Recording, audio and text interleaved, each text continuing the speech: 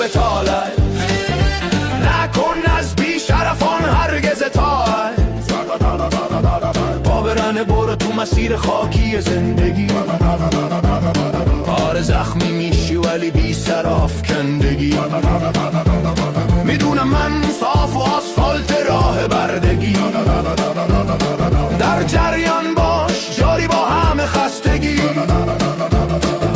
از خودم میپرسم که چقدر زمین خوردم، خیلی. چقدر از پام گرفتن، چقدر نامید شدم، خیلی. چقدر تسلیم شدم، خیلی. از خودم ممنونم که هنوز نفس میکشه.